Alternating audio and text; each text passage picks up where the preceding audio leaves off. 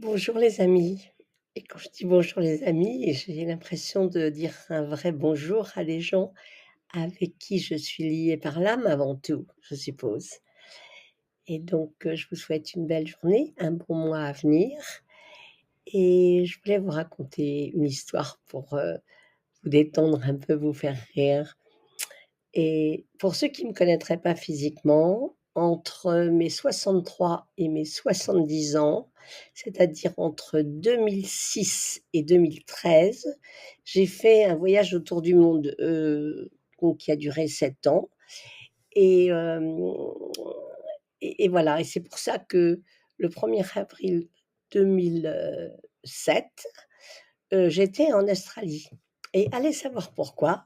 J'ai repensé aux farces que notre père nous faisait ce jour-là quand nous étions enfants, et que nous vivions dans un petit village breton et je me suis souvenue, heu, d'une requête un peu indélicate qu'il avait faite à la jeune fille qui s'occupait de la maison à l'époque et il lui avait demandé d'aller à la pharmacie et de lui rapporter un flacon de liqueur de corps d'homme.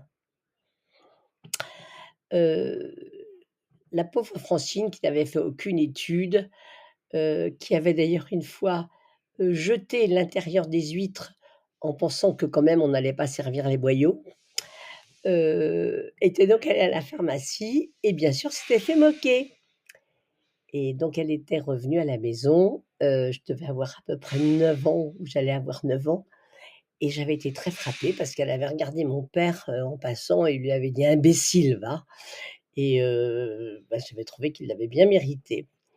Bien que moi-même je sache pas trop, ce qu'il entendait par, liqueur de corps d'homme, mais enfin bon, je me doutais bien que c'était un peu graveleux.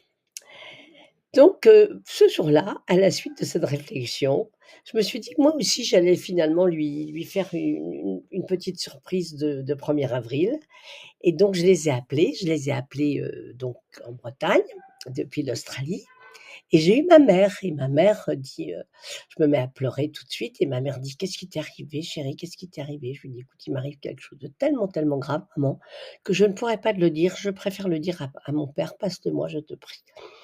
Donc je redouble de larmes et mon père, arrive à l'appareil et j'entends ma mère qui dit: mets le haut-parleur» et donc mon père dit: «Bah, qu'est-ce qu'il y a chérie? Tu as un problème?» et je dis: «Écoute, oui, il m'arrive quelque chose dont j'ai la peine de te parler et bon, il faudra bien que je te le dise donc voilà, je vais avoir 64 ans là dans 3 semaines, dans un mois et figure-toi que je suis enceinte.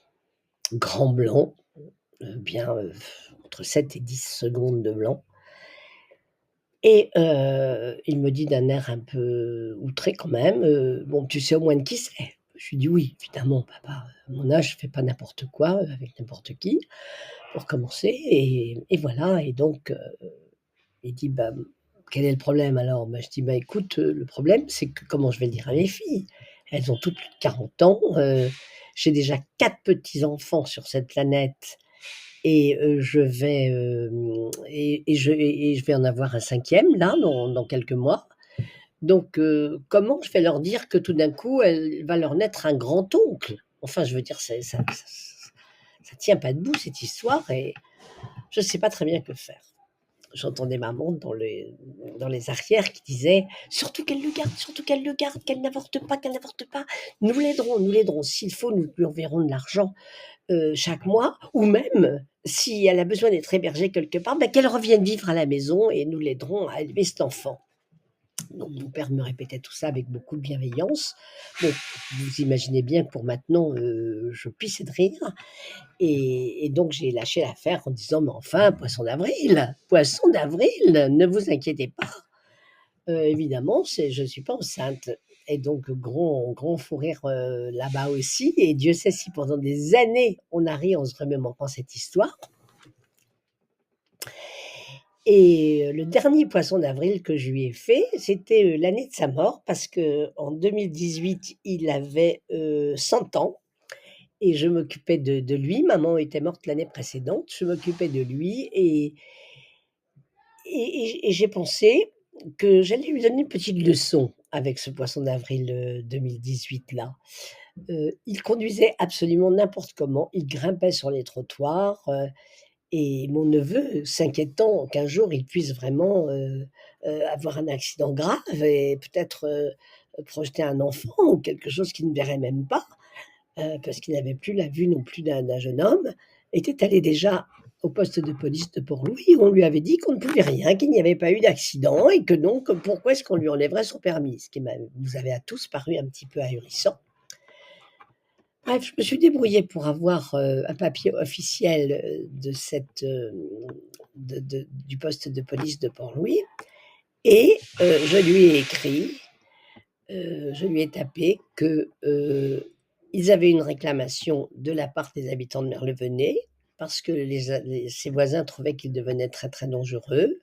Il montait sur les trottoirs, il respectait pas les feux rouges, il ne s'arrêtait plus au stop et que voilà, il fallait que ça s'arrête ça et que donc, il devait rapporter son permis illico presto à la au poste de police et pour le récupérer, non seulement il faudrait qu'il revienne avec tous les certificats médicaux qui prouvent qu'il avait, bon pied, bon oeil, bonne vue, mais,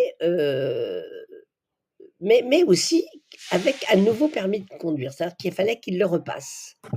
Oh là là, j'étais trop fière de mon idée, j'étais trop fière. Je me suis dit: Ça va vraiment l'assommer et je vais bien m'amuser avec ce poisson d'avril-là». J'étais tellement fière que j'ai appelé mon frère qui, lui, était outré. Il dit: «Mais tu peux pas faire une chose pareille, enfin, il pourrait très, très bien avoir une crise cardiaque, tu ne fais pas ça». Et moi: «Mais si, mais si, mais j'y tiens, mon idée, je la trouvais géniale apparemment». Et donc voilà, j'ai mis cette lettre dans la boîte à lettres et il est allé, relever le courrier et je l'ai vu revenir, très préoccupé et il me dit: «Écoute, j'ai reçu une lettre de la police de Port-Louis». Je dis: «Ah bon?» Et pendant qu'il ouvrait, c'est moi qui me suis mise à flipper en pensant à ce que mon frère m'avait dit et qui m'a paru tout d'un coup, mais évidemment évident et donc j'ai crié à peine l'avait-il sorti de l'enveloppe: poisson d'avril» et je vais vous dire que le soulagement a été très, très grand et j'ai moins ri que j'aurais cru. Et voilà, donc ces petites histoires de poisson d'avril pour vous détendre, mais aussi parce que ça a à voir avec notre, notre topo là qu'on vient de finir sur le corps mental. Vous avez vu que j'ai été obligée de le faire en 5 portions parce que Substack ne peut pas publier des emails qui seraient trop longs et donc régulièrement, je suis obligée de couper mon texte et donc ben voilà, là, il m'en a fallu 5 pour faire ce chapitre-là.